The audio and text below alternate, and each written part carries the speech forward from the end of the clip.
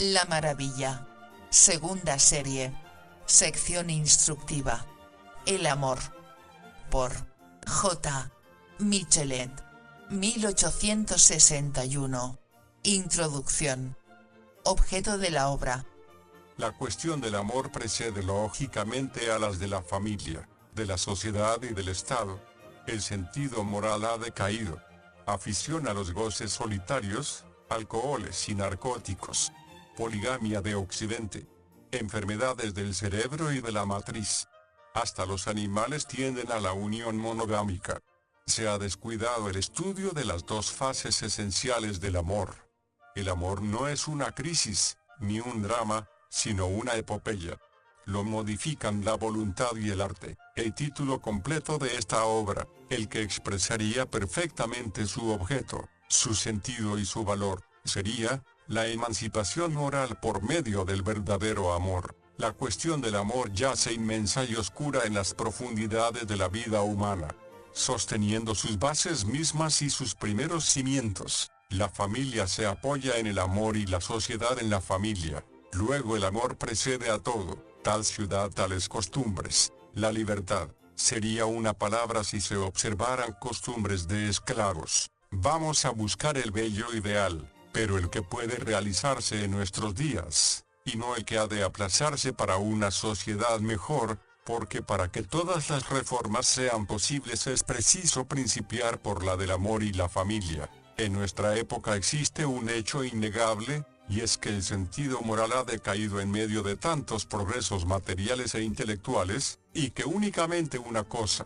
el alma, disminuye mientras todo avanza y se desenvuelve. En el momento a la verdad solemne en que, esparcida por toda la tierra la red de los hilos eléctricos, va a centralizar su pensamiento y a permitirla en fin que tenga conciencia de sí propia. ¿Qué alma vamos a darle? ¿Y qué sucedería si la vieja Europa, en la que cifra todas sus esperanzas, solo la enviara una alma empobrecida? La Europa es vieja y joven en el sentido de que puede oponer a su corrupción el remozamiento del genio. Modifíquese pues, y cambiará al mundo, porque ella tan solo sabe, ve y prevé, y todo puede salvarse aún si conserva la voluntad. Forzoso es confesar que la voluntad ha experimentado en estos últimos tiempos profundas alteraciones. Esto se debe a numerosas causas, pero indicaré dos únicamente, morales y físicas a la vez, que, atacando precisamente el cerebro y embotándolo, tienden a paralizar todas nuestras facultades morales. Hace un siglo que está verificándose de un modo irreparable la invasión progresiva de los alcohólicos y narcóticos, con resultados diversos según los pueblos, oscureciendo aquí la imaginación y sumiéndola en la más completa barbarie, penetrando allá más profundamente en la existencia física y hasta produciendo una degeneración, pero aislando al hombre en todas partes, e infundiéndole hasta en el hogar doméstico una deplorable preferencia hacia los goces solitarios. Desaparecieron ya las necesidades de sociedad, de amor y de familia, y las han reemplazado los sombríos placeres de la vida poligámica, que es tanto más destructora, indefinida, ilimitada, estimulante y enervadora por el continuo cambio, cuanto que no impone cargo alguno al hombre ni garantiza a la mujer como la poligamia de Oriente. De día en día son más raros los matrimonios, véanse los estados oficiales, siendo no menos grave la circunstancia de que ya es muy tarde cuando la mujer se casa. En París, donde es precoz y núbil muy pronto, no se enlaza hasta los 25 años, de lo cual resulta un intervalo de 8 o 10 años en que espera, y con más frecuencia yace abismada en la miseria y hasta en forzosos desórdenes. El matrimonio es además poco sólido y no garantiza del abandono. Es un estado salvaje en que el amor se reduce a una guerra contra la mujer, aprovechándose de su miseria, envileciéndola y empujándola hacia el hambre después de deshonrarla. Cada siglo está caracterizado por una gran dolencia. El 13º fue el de la lepra, el 14º el de la peste negra, el 16º el de la sífilis, y el 19º está atacado en los dos polos de la vida nerviosa, en la idea y en el amor, en el hombre, en el cerebro enervado, vacilante y paralítico, y en la mujer, en la matriz dolorosamente ulcerada. Este siglo se llamará el de las enfermedades de la matriz, o en otros términos, de la miseria, del abandono y de la desesperación de la mujer. ¿Y cuál será el castigo de tal aberración? Que esa mujer doliente engendrará tan solo en su seno dolorido un enfermo que si vive buscará sin cesar contra su enervación nativa un recurso fatal en la enervación alcohólica y narcótica. Supongamos que tal hombre se reproduzca por desgracia y tenga de una mujer más doliente un hijo aún más enervado. Antes que así suceda, sea la muerte el remedio y la curación radical. Desde principios del siglo se ha conocido universalmente que la cuestión esencial que se discute bajo las mismas bases de la sociedad es la del amor, y que cuando éste es estable y poderoso, todo es fuerte, sólido y fecundo. Los ilustres utopistas que tantos rayos de luz han lanzado sobre otros muchos puntos sobre la educación, por ejemplo, han sido menos afortunados al tratar del amor. No vacilo en decir que han manifestado en esta cuestión poca independencia de alma, que sus teorías osadas en la forma han sido en el fondo esclavas del hecho y modeladas con timidez en las costumbres de la época, y que hallando en ella poligamia la han acatado forjando para lo porvenir utopías poligámicas, sin descender a prolijas investigaciones morales. Hubieran podido consultar simplemente la historia y la historia natural para encontrar la verdadera ley en esta materia. Hubieran visto en la historia que las razas humanas son fuertes física y moralmente en razón de su vida monogámica, y en la historia natural, que los animales superiores tienden a la vida de matrimonio y la alcanzan al menos por algún tiempo, siendo por esta razón en gran parte superiores. Se dice que el amor es inconstante y variable en los animales y que su estado natural es la movilidad en el placer, y sin embargo, he visto que desde que tienen alguna estabilidad posible y medios regulares de vivir se forman entre ellos matrimonios al menos por algún tiempo creados, no tan solo por el amor a su progenie, sino realmente por el amor.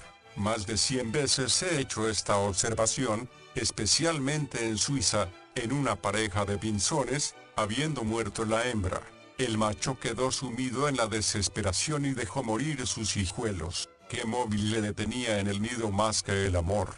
Y no el amor paternal. Muerta la hembra, todo había acabado para él.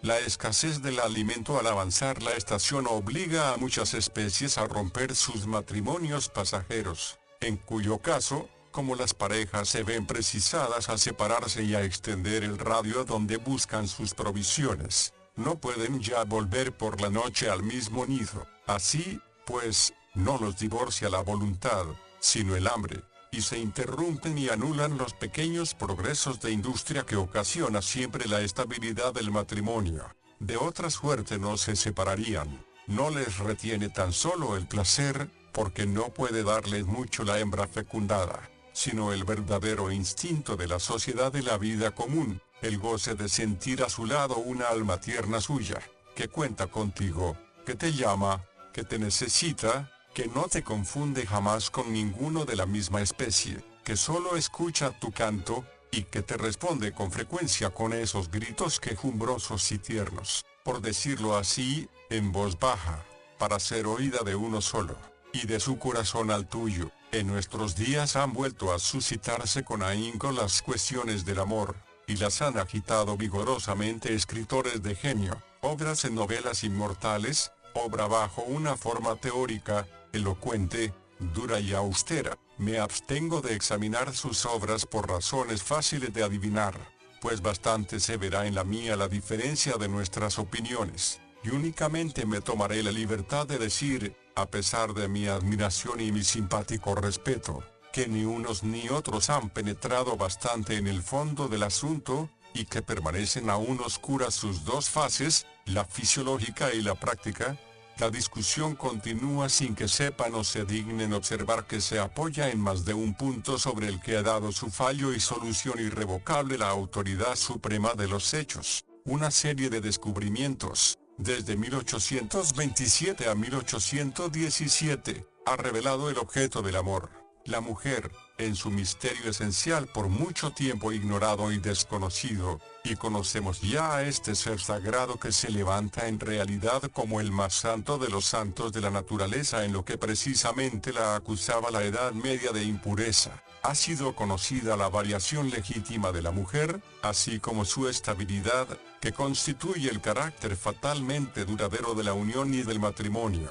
¿Se puede hablar de amor sin decir una palabra sobre este punto? Existe otra circunstancia esencial, y es que el amor no es, como dicen o dan a entender, una crisis, un drama en un acto, pues si así fuera, accidente tan pasajero apenas debería llamar la atención, y equivaldría a una de esas enfermedades efímeras y superficiales de que solo tratamos de curarnos como mejor podemos, pero por dicha suma, el amor, hablo del amor fiel y estable en un objeto, es una sucesión a menudo prolongada de pasiones muy diferentes que alimentan y renuevan la vida. Si se dejan a un lado las clases gastadas que necesitan tragedias y bruscos cambios de vista, veo que el amor continúa siendo el mismo, a veces durante toda la vida, con distintos grados de intensidad y variaciones exteriores que no alteran su fondo. No negaré que la llama arde tan solo con condición de cambiar,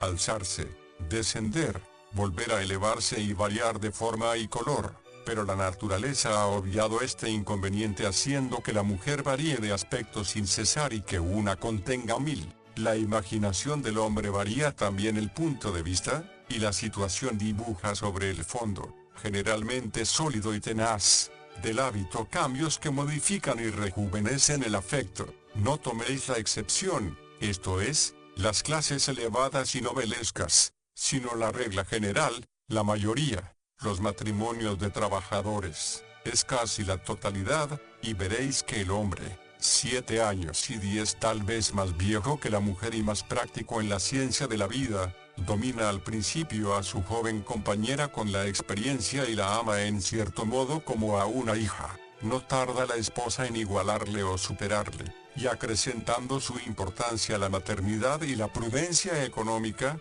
desempeña un papel tan importante como el de su esposo y es amada como una hermana. Y cuando el oficio y el cansancio hacen declinar al hombre, la mujer, que por su comedimiento y su gravedad, es el verdadero genio de la casa, es amada como una madre, todo lo cuida y prevé, y el esposo descansa en ella y con frecuencia se permite ser un poco niño, conociendo que posee en su esposa una buena nodriza y una providencia visible. De aquí a lo que se reduce, en las clases inferiores, esa grande y terrible cuestión de la superioridad de un sexo sobre otro, y que tan irritante es cuando se trata de personas de alta sociedad, es una cuestión especialmente de edad, y la veréis resuelta al día siguiente de la boda en beneficio del hombre si la mujer es aún muy niña, y zanjada más adelante en beneficio de la mujer, cuando el marido trae su salario el sábado por la noche. La mujer aparta el gasto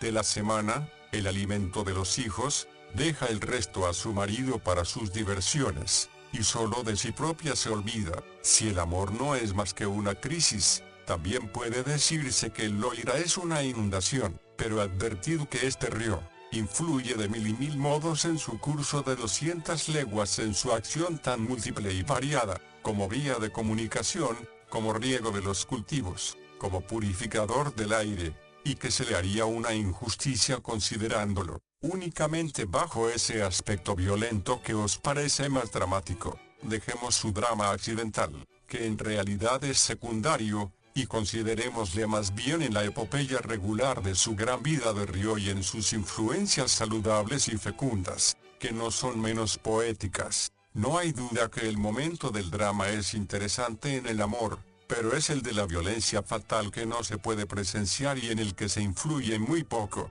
Es como el torrente que se contempla en el punto más angosto despeñándose irritado y espumoso, pero que debe considerarse en el conjunto y la continuidad de su curso, para ver que más arriba fue pacífico arroyuelo, y que más abajo se trueca en ancho y manso río. El amor es una fuerza que puede disciplinarse, y cede como las demás fuerzas naturales a la acción de la voluntad y del arte que, por más que se diga, lo crea y lo modifica fácilmente con los medios. las circunstancias exteriores y los hábitos, cómo iniciará a la joven esposa el hombre, siendo de más edad, mayor ilustración y más experiencia, como la mujer, al desarrollarse y llegar a su apogeo de gracia y de poder, retiene y recobra el corazón del hombre, lo reanima en su cansancio, lo rejuvenece y le da alas para sobreponerse a las miserias de la existencia y del oficio. ¿Cuál es el reinado del hombre sobre la mujer y de la mujer sobre el hombre? Esto forma una ciencia y un arte. Vamos a bosquejar sus primeros rudimentos, y otros se encargarán de profundizarlos. Resumiremos lo que precede diciendo, que basta ahora solo se ha considerado el amor por su momento, por su faz menos instructiva, que se ha descuidado el estudio de otras dos fases, la faz fatal y profunda de historia natural que ejerce una infinita influencia en el desenvolvimiento moral del amor, y la faz libre y voluntaria en que el arte moral obra sobre él mismo. Nuestra obra es el primer ensayo hecho para llenar estos dos vacíos. Revelación de la mujer. La muerte ha revelado a la mujer, las suicidas de París, creadores de la ciencia, la crisis sagrada y fatal de la mujer, se entrega para siempre. La literatura ha revelado su personalidad mientras aparecía su fatalidad en la ciencia. Ha patentizado su personalidad por medio de una guerra simulada. Pero solo desea ser amada, cuando no estaba esclarecida la faz fatal e invariable del amor.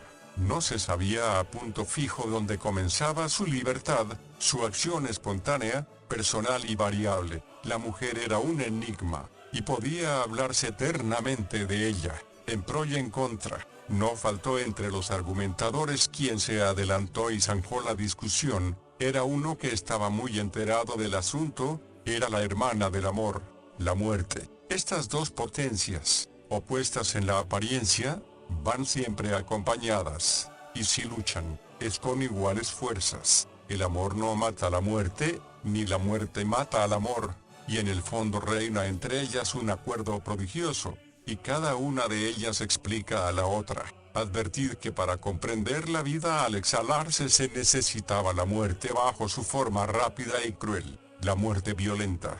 Y ella nos lo ha enseñado especialmente revelando con los ajusticiados el misterio de digestión, y el del amor físico y la generación por medio de las mujeres suicidas. Era preciso encontrar un sitio donde fuese común la muerte violenta, donde el suicidio entregase sin cesar a la observación un número inmenso de mujeres de todas edades, y la mayor parte en sus crisis de padecimientos, unas en la época del mes en que las exalta la naturaleza, otras embarazadas que quisieron morir con su hijo, y finalmente vírgenes, pobres flores que desesperaron del amor.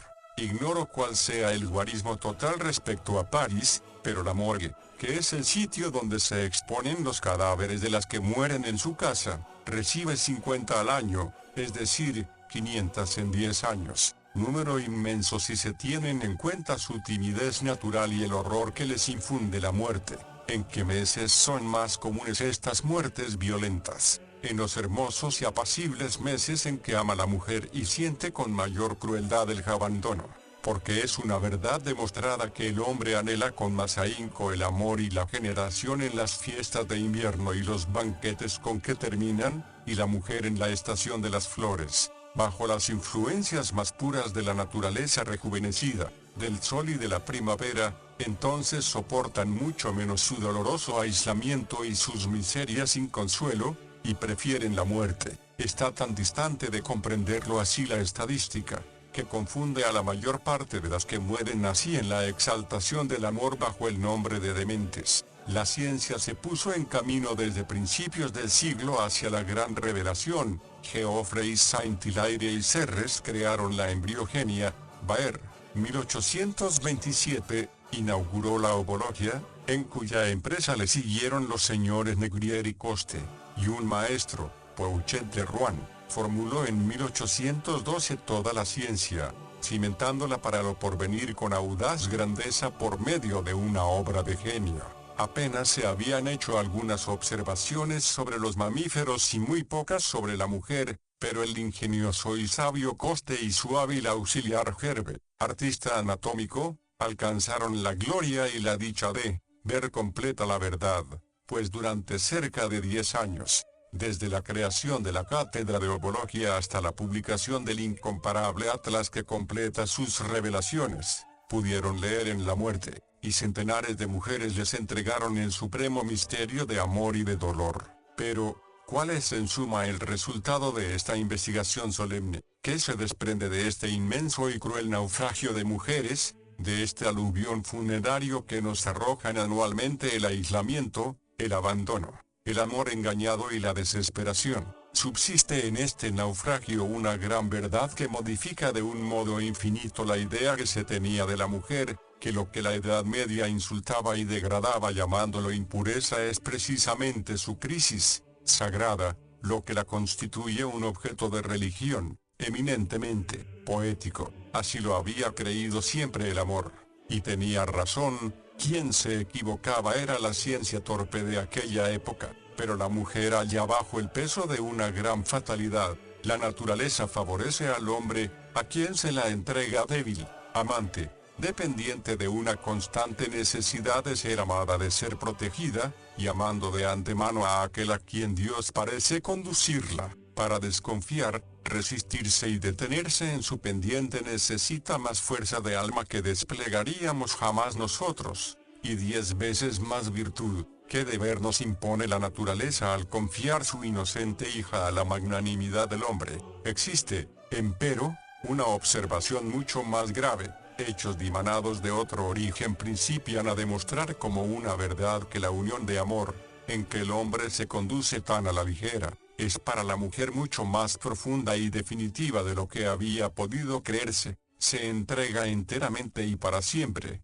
Y existe un fenómeno observado en las hembras inferiores que se encuentra, aunque con menos regularidad, en la mujer, cual es el que la fecundación la transforma de un modo duradero, y que la viuda da con frecuencia al segundo esposo hijos que se asemejan al primero. Este fenómeno es grande y terrible, y la conclusión que de él se desprende debe confundir el corazón del hombre. ¿Será posible que, habiendo hecho tanto por él la naturaleza, favoreciéndole hasta tal punto, se haya favorecido a sí propio el hombre al hacer las leyes, armándose de tal modo contra una débil criatura que el padecimiento le entrega? ¿Cuál debiera ser su ternura para con la mujer, al gozar esta doble ventaja? ¿Con qué rendimiento debiera protegerla? El flujo y reflujo vital y la profunda renovación que experimenta con tanto dolor la convierten en el ser más dócil y modificable. Cuando la aman, la protegen y la aíslan de las perniciosas influencias. Toda locura de mujer es hija de una necedad del hombre. Con qué profunda armonía y asombrosa regularidad se verifica el gran movimiento de la vida y de las ideas. Los pormenores llegan al parecer en confusión y como casuales, pero si os alejáis y abarcáis el conjunto, no os quedáis sorprendidos, sino atónitos de admiración ante la oportunidad especial con que piezas enteramente diversas y sin relación aparente, vienen descosiéndose entre sí a colocarse y armonizarse para edificar el poema eterno. La libre personalidad de la mujer se reveló ruidosamente en la literatura durante ese período de 20 años en que la ciencia demostraba con tanta solidez su dependencia física, y la mujer respondió a esta ley de la naturaleza que la esclaviza al dolor y la condena a ser personificación del padecimiento. No, soy un alma, ya está, pues, revelada en su fatalidad y su personalidad, y cuanto más nos enternece, mayor respeto y admiración nos impone por otra parte, presentándonos por ambos conceptos la dicha inesperada de amar más, y una infinita perspectiva para profundizar el amor. ¿Quién negará el naciente poder por el cual se ha manifestado? El gran poeta del siglo es una mujer, Madame Sand. Una mujer, Madame Balmore, es su poetisa más inspirada, y el triunfo más ruidoso de la época es el de un libro de mujer, la novela de Stowe, que traducido en todos los idiomas y leído en toda la tierra, ha llegado a ser para una raza el evangelio de la libertad. Si las primeras palabras de la mujer parecieron gritos de rebelión, ¿quién podrá engañarse al oír los quejidos de dolor de esa pobre enferma en la agitación del despertar? Cuidadla y amadla. La más orgullosa daría sin vacilar las glorias del mundo a trueque de un instante de amor verdadero. El único libro donde quiere escribir la mujer con caracteres de fuego que no se borren jamás es El corazón del hombre. El esplendor y el estruendo literario nos han exagerado por demás los cambios que se han verificado, pero la agitación no ha pasado de la superficie, y la mujer es lo que era, fue y sigue siendo aún tal como nos la explica la ciencia reciente, padeciendo la herida de amor que brota en ella continua sangre, enternecida por el padecimiento y anhelosa de apoyarse, y siempre que vive solitaria y el mundo no la mima, es un ser bueno y dócil, que se doblega gustoso a nuestros hábitos, aunque a las veces le son contrarios, que suaviza la ruda voluntad del hombre, y le civiliza y ennoblece. Las mujeres y los niños constituyen una aristocracia de gracia y encanto. La esclavitud del oficio deprime al hombre y le trueca con frecuencia en mezquino y tosco, pero la de la mujer es la esclavitud de la naturaleza, esto es, su debilidad y su padecimiento que la rodean de ternura y poesía. El Corregidor pintaba siempre, y de un modo insaciable, niños de muy tierna edad, en el momento que transcurrida la vida láctea, la vida física y fatal, dejan vislumbrar el primer destello de su infantil libertad, libertad que se revela entonces en sus primeros movimientos con indecible gracia. El niño es gracioso porque se siente libre y muy amado, y porque sabe por instinto que puede hacer cuanto quiere y que de día en día será más querido. No es menos admirable la madre en este primer alborozo. ¡Qué vivo es!, exclama embebecida. ¡Qué robusto! Capaz es de pegarme, y es venturosa, y le adora en sus resistencias y en sus graciosas rebeliones. ¿Ama él por eso menos a su madre? Ya sabe ella que es todo lo contrario, y que al verla algo enojada, se arroja a sus brazos. ¿Cómo es que el hombre, en la primera manifestación de la personalidad de la mujer, no fue para ella lo que es la madre para el hijo? Hacía mucho tiempo que parecía muda, que nada decía. Ved en el teatro indio la tristeza del amante que no puede arrancar una palabra de aquellos hermosos labios. ¿Sabe acaso si es amado? ¿Sabes si ella es una persona o una cosa? En nombre de los que amas, te suplico que me digas si nunca hablarás. ¿Cómo podré, oh mi señor? Este silencio y esta ignorancia eterna del consentimiento y de la idea oculta constituyen en el fondo un verdadero divorcio, siendo la causa de esa tristeza tantas veces descrita, de ese furor de que habla Lucrecio y de esa desesperación en el mismo placer. Pero por fin ha hablado. Oh ventura, es una persona. Su libertad se ha desprendido del fondo oscuro y fatal, y puede aborrecer. Mejor, porque también puede amar. Así la quería yo, y su primer arrebato lleno de viveza y energía me encanta, y no me da miedo. Pongámonos de acuerdo, hermosa Clorinda, y Dios me libre de cruzar mi acero con el vuestro, o prefiero en tal caso salir herido. Pero os habéis adelantado, y severa la naturaleza ha querido que fueseis vos siempre la herida, para que se os curase siempre, hablando francamente entre hombres, pero no se lo digamos a las mujeres. Hemos sido ridículos con nuestras reprensiones y enojos, el duelo ha sido tan solo simulado. Las mujeres no han adoptado en modo alguno las palabras de combate que en su nombre se pronunciaban, pues cuando no tienen amigas oficiosas que les enseñen a guerrear son modelos de mansedumbre y únicamente desean ser amadas, pero lo desean con afán, y no perdonan sacrificios para conseguirlo. Una mujer, Madame de Gasparín, nos declara en un hermoso libro místico, elocuente y tan tierno como austero, que su dicha consiste en obedecer, que quieren que el hombre tenga energía, que aman a los que mandan y no aborrecen la firmeza del mando. Esta señora, que cree seguir la doctrina del apóstol, pero que le excede de un modo infinito con el ímpetu de un corazón joven, asegura que no satisface a la mujer una obediencia inerte y de paciencia, sino que quiere obedecer por amor, obedecer hasta adelantarse al deseo posible, hasta adivinar el pensamiento y sin decir jamás, bastante. Exceptuando tan solo un punto, el bien del objeto amado, revelación profunda y verdadera. Lo que atormenta a la mujer no es tanto la tiranía del hombre como su tibieza, y mucho menos que el obedecer el no tener ocasiones de obedecer bastante, de esto tan solo se queja.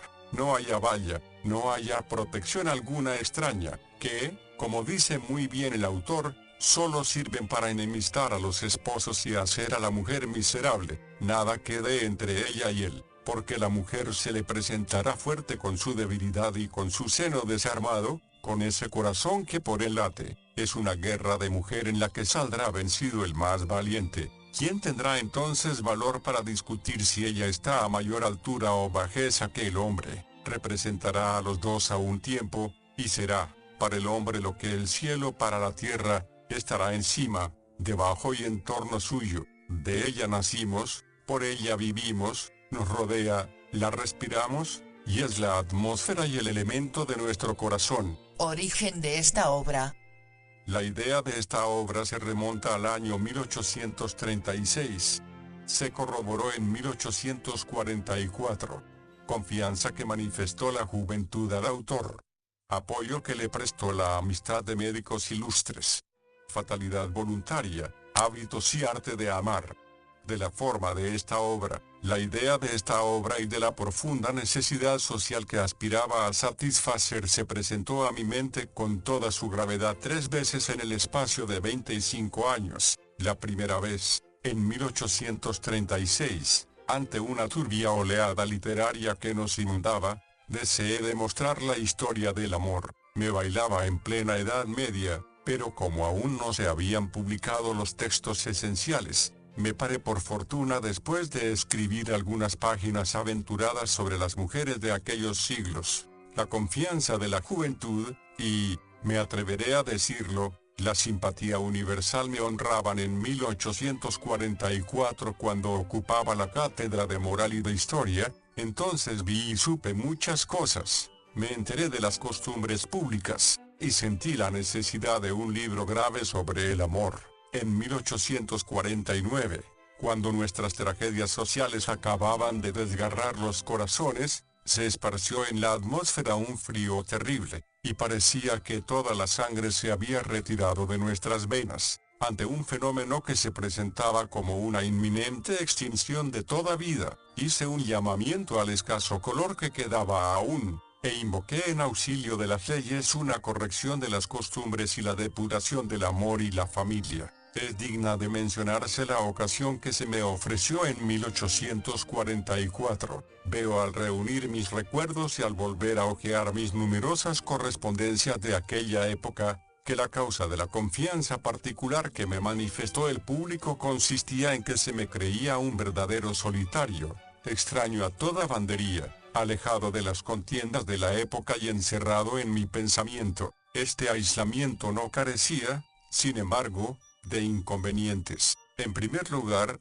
me privaba de la oportunidad, pues me sucedía como a los miopes que iba a tropezar, ya con una pared, ya con un recantón, y a veces buscaba e inventaba cosas viejas, encontradas y sabidas, pero en cambio había conservado la juventud, valía más que mis escritos y mis lecciones, desplegaba en la enseñanza de la moral y de la historia una alma muy entera aún, una gran lozanía de imaginación, una verdadera sencillez de corazón bajo formas a las veces sutiles, y finalmente, cierto espíritu de paz en medio de la polémica. ¿Cuál era la causa de este fenómeno? Que preservado de mi época y no conociendo a sus hombres, y muy pocos sus libros, no odiaba a nadie, y mis batallas se reducían a las de una idea contra otra. Eso interesó al público, que nunca había visto un hombre tan ignorante, esto es, que ignorase hasta tal punto lo que pasaba en calles y plazas, no teniendo noción alguna de las fórmulas dominantes ni de las soluciones vulgares que me hubieran ayudado a responder. Estaba obligado a valerme de mis propios recursos, y no teniendo otra cosa, a darles mi vida. La aceptaron y vinieron a mí. Muchos me hicieron revelaciones, no temieron enseñarme llagas ocultas y me trajeron sus corazones ulcerados. Hombres que se habían encerrado constantemente en la desconfianza contra la irrisión del mundo me hablaron sin dificultad confesándose ante mí, y nunca me reí de ellos, y mujeres brillantes y mundanas, y por lo tanto más desgraciadas, y otras devotas, Estudiosas, austeras y hasta religiosas saltaron las vanas barreras de decoro o de opinión, como se hace cuando se está enfermo. Son extrañas, pero preciosas e interesantísimas correspondencias, que he conservado con el esmero y el respeto que merecen. No había estado en el mundo, y el mundo vino a mí para inundarme de luz vivísima el alma. Reveláronme de pronto secretos de nuestra naturaleza que jamás hubiera adivinado. Supe más en pocos años de lo que me hubiera enseñado el espectáculo monótono que presentan los salones todas las noches. Y supe y vi el fondo de los corazones, pero para responder a su llamamiento me vi obligado también a escudriñar mejor el mío y a buscar en él medios y fuerzas. No trato de alabarme diciendo que me fue indiferente el contacto habitual de tantas almas conmovidas, por el contrario, esto mismo me sirvió, pues la impresión real y profunda que de ellas recibía, les fue a las veces un remedio, y más de una recobró la calma con la simpatía que halló en la mía. A falta de otro medio, tenía en mis propias emociones uno como arte sin arte, una homeopatía moral. No me ruborizo de ser hombre. Un médico de provincia, a quien no conocía,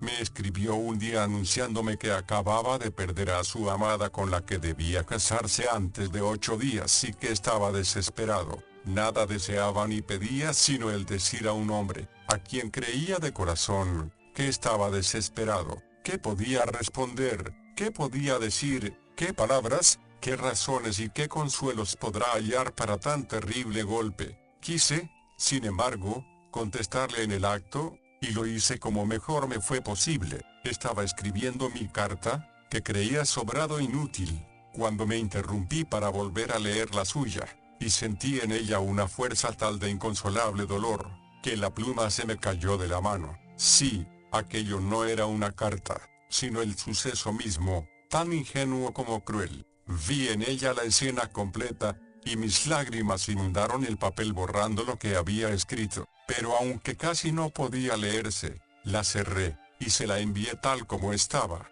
Yo daba a aquella multitud nada menos que mi corazón, ¿qué me daba ella en cambio? Estaba trabajando encerrado en mi cuarto cierto día muy temprano, cuando un joven impetuoso, sin respetar la orden que había dado de no permitir la entrada a nadie, penetró, llamó y llegó a mi presencia. Perdonad, caballero, me dijo, que venga a visitaros a hora tan insólita, pero creo que no vais a enojaros. Os traigo una noticia: los dueños de ciertos cafés, de ciertas casas conocidas y de ciertos jardines de baile se quejan de vuestra enseñanza, y dicen que pierden mucho sus establecimientos, que los jóvenes adquieren la manía de las conversaciones graves, que olvidan sus hábitos, finalmente, que aman en otras partes, y que sus bailes se ven en peligro de cerrarse. Todos los que ganan hasta ahora con las diversiones de los estudiantes se creen amenazados de una revolución moral que los arruinará sin remedio.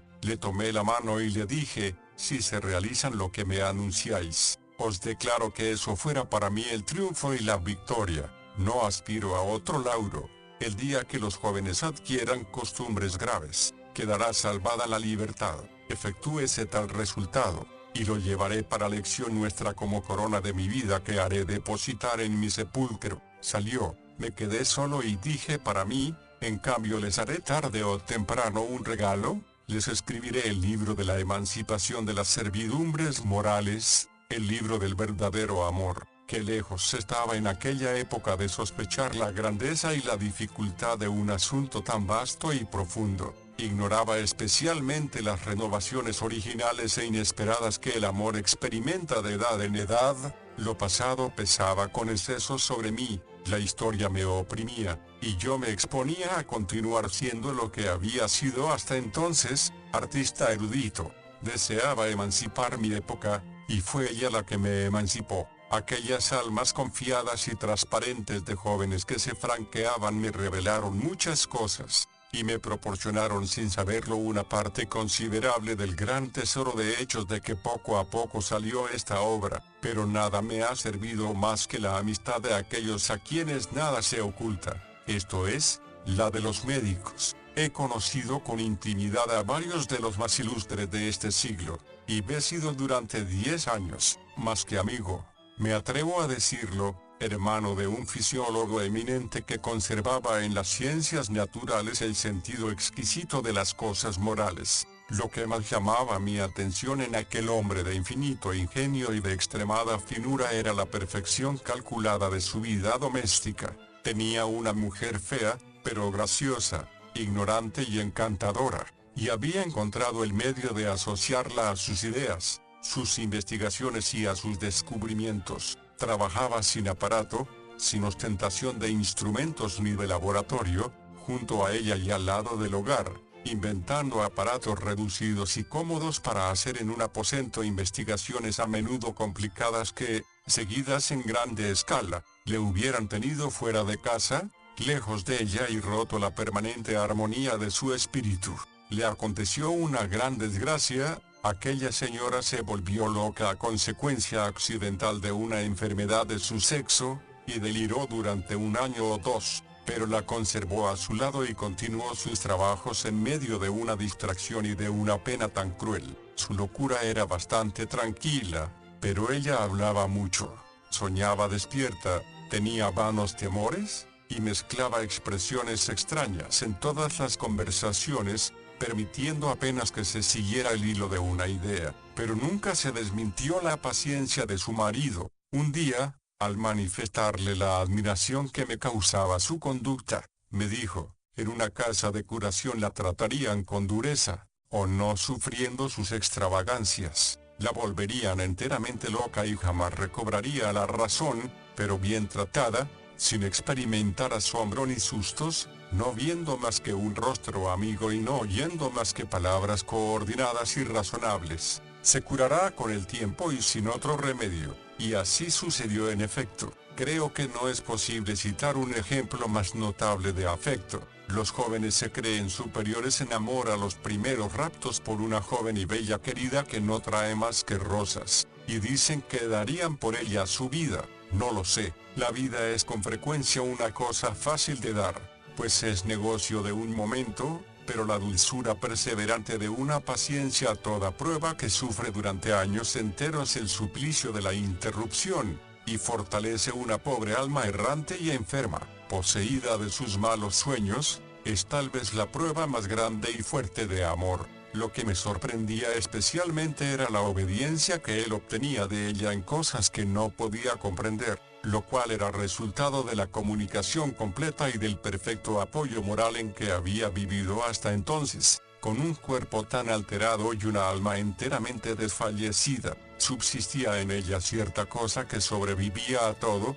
era la unión y la necesidad de complacer. En una palabra, era el amor. Conocí por este hecho y otros análogos que existe entre el mundo fatal en que viven los fisiólogos y el mundo más o menos libre donde permanecen los moralistas, una esfera mixta que me atreveré a llamar de fatalidad voluntaria, esto es, de hábitos aceptados y libres al principio, y que llegan a ser por medio del amor una feliz fatalidad y una segunda naturaleza. Crear esto es la grande obra del amor. Un escritor muy ilustre que ha tratado recientemente estas cuestiones pretende que la mujer obedece y cree que obedecerá tan solo porque es inferior su naturaleza. La escritora de que hablaba antes no la cree inferior en su preciosa obra, pero también quiere que obedezca, igual y obediente. ¿Cómo han de ir juntas estas palabras? No nos lo explica bastante, y se refiere de un modo vago a los buenos sentimientos cristianos, a la Biblia y a Grecia. Esto es más difícil de lo que uno y otra se imagina. El hombre ha de ejercer sobre la mujer joven, y la mujer de edad sobre el hombre, un grandísimo ascendiente, pero se necesita el hábito, un conjunto de hábitos para alcanzar y establecer entre ellos la verdadera unanimidad, y para asegurar especialmente la conservación y el crescendo de esta unidad de corazón, existe un medio para conseguirla. Contribuye a esto sobremanera el cuadro material de la vida, es decir, todas las formas de comunicación material y moral. Diría, si las obras fútiles no hubieran gastado la expresión, que se necesita un arte de amar, y me refiero al arte de amar hasta el fin, porque los principios son sobrados fáciles, pero creo que este arte, auxiliando a la naturaleza, esta concede al alma, en toda edad y hasta la muerte, lo que llamo, en el libro quinto, los rejuvenecimientos del amor. Creo haber suprimido formalmente a la mujer anciana. De ahora ya no existirá. ¿Debo decir algo sobre la forma? Es tan secundaria en un libro de sí tan grave y en un asunto tan nuevo en realidad, que he supuesto que el lector, interesado en la cuestión, porque todos los hombres lo están, no se entretendría en saborear el estilo, y por lo tanto no he pensado en ello. No abrigo pretensión alguna literaria, he seguido mi camino como he podido, corriendo, nadando, arrastrado, volando, para servirme de las palabras de Milton. Algunas veces me dirijo a todos, al público, con frecuencia a uno solo. Y más de una vez pongo también el precepto bajo una forma narrativa. Con este fin he ideado dos jóvenes a quienes caso y sigo durante toda su vida. Sin embargo, mi obra no es una novela, carezco de esta clase de talento, y por otra parte, la forma novelesca tendría el inconveniente de individualizar demasiado. Mis dos amantes son anónimos, personajes con nombres, como el Emilio y la Sofía de Rousseau, perjudican las ideas, porque el lector se ocupa precisamente de lo inútil, de la biografía, del aparato escénico, y olvida lo útil y el fondo. He preferido reservarme la libertad de abandonar por momentos a esta pareja, ora para hablar de los vicios de la época, ora para formular en mi nombre alguna verdad grave en que sentía la necesidad de expresar con energía mis convicciones y hacer mi confesión de fe, es decir que no existe el joven que tantas veces aparece en esta obra y no lo creáis, existe, y en prueba de que es verdad, voy a dirigirle ahora la palabra. Emancipación mutua del hombre y la mujer. La Andrómeda libertada de Puget. Emancipación de la mujer por el hombre. Emancipación del hombre por la mujer. Una mujer y un oficio. La futura esposa guardará al joven. Supongo que has estado en el Louvre, y que has visto tal vez entre las obras de escultura la Andrómeda libertada. Este grupo se ha deteriorado mucho, pues permaneció 150 años bajo los árboles de Versalles, y más de una vez lo blanquearon y recibió el ultraje de ser raspado por manos bárbaras que han hecho desaparecer sus bellezas. Pero no importa, restáuralo con la imaginación y restitúyele la finura, el calor y la vida que tenía cuando salió de la mano febril de Puget, este grande artista, en quien se albergó el alma doliente de un siglo enfermo, y que nació en Provenza y vivió ante el infierno de las galeras de Luis XIV. Esculpió toda su vida desventurados presos, tal es el Milo, sujeto en el árbol y devorado por el león, tales los Atlas miserablemente aniquilados, y tal en fin la débil Andrómeda. Perseo acaba de matar el monstruo que iba a devorarla, y en un arrebato inexplicable de felicidad quita con un solo dedo la pesada cadena de hierro que suspendía a la joven. Andrómeda, casi muerta de terror, no sabe en su desvarío dónde está ni quién la liberta. La sería imposible sostenerse porque han paralizado sus fuerzas el peso de las cadenas y especialmente el espanto, y puede decirse que ya no existe. Este estado de extremada debilidad y de abandono absoluto es una circunstancia favorable para su feliz libertador, porque no ha expirado y palpita aún su corazón, por quien fácilmente se adivina, pues se deja caer sobre él con los ojos cerrados, pero hasta en su abatimiento está tan conmovida que parece que su linda boca quiere decirle: recíbeme, llévame, soy tuya, encárgate de mí, me entrego a ti, sé mi providencia y haz de mí lo que quieras. Es una obra encantadora, apasionada, absurda en un concepto, otro indicio de la pasión. El escultor quiso enternecernos de tal modo con la hermosa Andrómeda que le puso estatura de niña con formas de mujer, y parece de distinta raza que su libertador, joven de aventajada estatura, alto más que robusto, débil Hércules de la decadencia, como podía idearse bajo el reinado famélico de Luis XIV y el cual nunca lo hubiera concebido la varonil antigüedad. Dichoso el que liberta a una mujer, y la emancipa de la fatalidad física a que la sujeta la naturaleza, de la debilidad en que está en su aislamiento y de tantas miserias y obstáculos. Dichoso el que la inicia, la educa, la fortalece y la hace suya, pues no solo la liberta a ella, sino que se liberta a sí propio. No puede dudarse que la iniciativa es del hombre en esta emancipación, porque es más fuerte, más sano.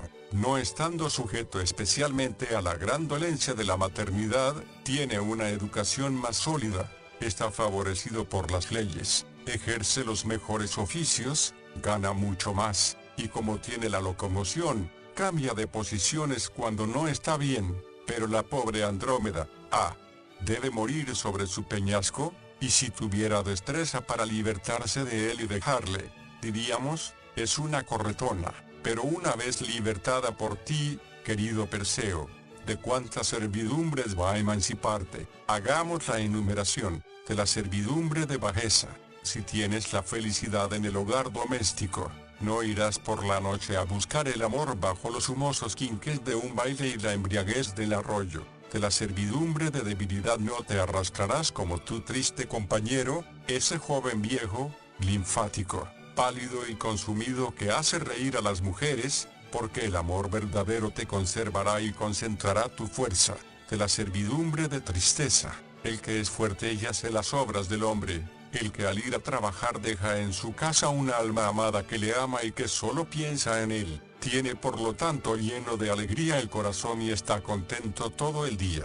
La servidumbre de dinero, no olvides esta fórmula exactísima de aritmética: 2 personas gastan menos que una. Veo a muchos solterones que permanecen en este estado por miedo a los gastos del matrimonio, pero que gastan infinitamente más, pues les cuestan muy caro las fondas y los espectáculos. El cigarro de La Habana, fumado todo el día, es ya un gasto de consideración. ¿Para qué fuman? Para olvidar, responden. Pero, ¿puede darse cosa más funesta? Jamás debe olvidarse. Desgraciado del que olvida los males y no busque el remedio. El hombre, el ciudadano que olvida se pierde a sí propio y pierde a su país. Es una gran ventaja tener en el hogar doméstico una persona segura y amante a quien todo se lo podéis decir y con quien lo podéis sufrir todo, y que no os dejará olvidar y dar rienda a las quimeras de la imaginación. Es preciso padecer,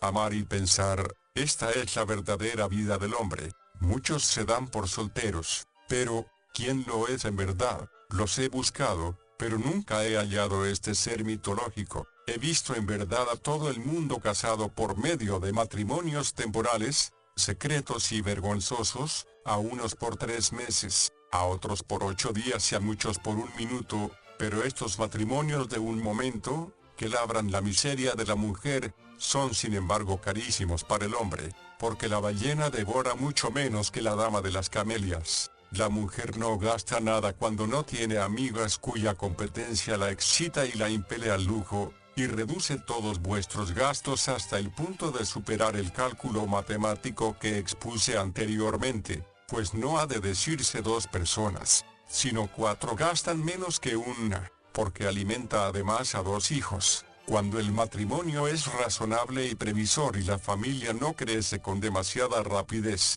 la mujer, lejos de ser un obstáculo para la libertad de movimiento, es por el contrario su condición natural y esencial. ¿Por qué emigra el inglés tan fácilmente y con tanta utilidad para la misma Inglaterra? Porque le sigue su mujer. Puede decirse que exceptuando los climas devoradores como la India, la mujer inglesa ha sembrado toda la tierra de sólidas colonias inglesas. La fuerza de la familia ha creado en ellos la fuerza y el engrandecimiento de la patria. Joven, si tienes una buena esposa y un buen oficio, serás libre, esto es, podrás partir o quedarte. Si partes, por algún tiempo al menos, porque no puedo suponer que se deje a la Francia para siempre, llevando contigo un mundo de amor y libertad, te sentirás muy fuerte, descubrirás de dónde sopla el viento, y dirás, mía es la tierra. Si te quedas, libre por el amor de los vicios y los gastos vanos, pudiéndote reír de tantos pobres millonarios inquietos, despreciarás a esa turba prosternada ante la suerte, y dirás, gasten su vida en correr en pos de un tesoro, que yo amo, y he encontrado el mío. Un oficio y una esposa constituyen la primera libertad, y de ella dimanarán las demás. Digo un oficio, no un arte de lujo. Enhorabuena que tengan uno más, pero en primer lugar es preciso tener una de las artes útiles a todos. Quien ama y quiere alimentar a su mujer, no piensa en hacer en esto alarde de amor propio, ni en buscar la línea precisa entre el arte y el oficio, línea en realidad ficticia. ¿Quién no ve que la mayor parte de los oficios, si se llega a examinarlos en su fondo, son verdaderas ramas de un arte? Los de zapatero y sastre se acercan casi a la escultura. ¿Por qué no he de decirlo? Daría 3 escultores clásicos por un sastre que siente, modela y rectifica la naturaleza. Piensa en todo esto, querido amigo. Ora sigas los estudios en las aulas, ora seas obrero en otra parte, principia ya a reflexionar en los días de ocio, y a preparar y arreglar desde lejos tu vida. Aprovéchate de estos momentos, y si por casualidad cayere este libro en tus manos, lee algunas páginas y medita. Tiene entre otros defectos el de ser en extremo breve, pero su tema será tratado más adelante por otros y mejor. Cuando el que escribe estas líneas descanse de su trabajo en el sepulcro, otro más hábil sacará de su bosquejo imperfecto un capítulo y hará de él quizás un gran libro fecundo e inmortal. Pero como todo esto se hace tan solo con un mismo elemento, el mismo en ti que en mí, el amor y el corazón del hombre, sobre estos datos áridos aún puedes tú mismo componerte de antemano el libro de tu vida. Piensa en esto en las noches de los días festivos cuando la ruidosa bacanal de tus bulliciosos compañeros suba con estrépito por la escalera, llame a tu puerta y te diga, ¿qué haces? ¿Eres un misántropo? Te esperan, vamos a la Cartuja, a la Chaumiere, a las Lilas, que nos acompañan Amanda, Eloísa y Juanita. Responderles, iré después, estoy ocupado. Si así lo haces, te aseguro que entre las 2 pálidas flores que cultivas en tu ventana, se te aparecerá entre los negros vapores de París otra flor, una mujer. La imagen vaporosa y ligera de tu futura novia, muy joven es aún, apenas tiene 13 años y tú 20, es preciso que crezca, pero aunque sea niña, si piensas en ella, te guardará mucho mejor que tu padre y tu madre, porque es severa y no tolera las locuras. Y si te ocurriera hacerlas, te diría sin hablarte, no, amigo mío, sé juicioso y trabaja por mí, te doy esta sombra encantadora como custodio y mentor, como preceptor y ayo. Cuando tenga 17 o 18 años se trocarán los papeles, será tu esposa, entrará en tu casa y experimentará un placer en que seas entonces su dueño, y darás gracias a Dios, cuya ternura inventiva creó para ti la mujer, ese milagro de divina contradicción. Este libro va a explicarte, no con hipótesis sino por medio de los hechos, que la mujer cambia y no cambia, es inconstante y fiel, y va mudando sin cesar en el claro oscuro de la gracia, de modo que la que amaste por la mañana no es la mujer de la noche. Cuentan que una monja de la Alsacia permaneció durante 300 años escuchando un ruiseñor, pero el que pudiera escuchar y mirar a una mujer en todas sus metamorfosis, se asombraría siempre, se complacería o desazonaría, pero no se fastidiaría jamás. Una sola le ocuparía 10.000 años, y sin embargo, es tal la fuerza del amor y su feliz fatalidad, que la mujer, con este poder de renovación se impregna hasta el fondo y se penetra del objeto amado hasta confundirse con él. De manera que avanzando gana en gracia de mujer, pero el fondo fijo es el hombre. Si este libro es sólido, y si siguiéndolo paso a paso, conservas a tu esposa libre de las influencias exteriores y fiel a su naturaleza, puedo atreverme a decirte el axioma que lo resume, no temas fastidiarte, porque cambiará sin cesar, y no temas confiarte a ella, porque no cambiará.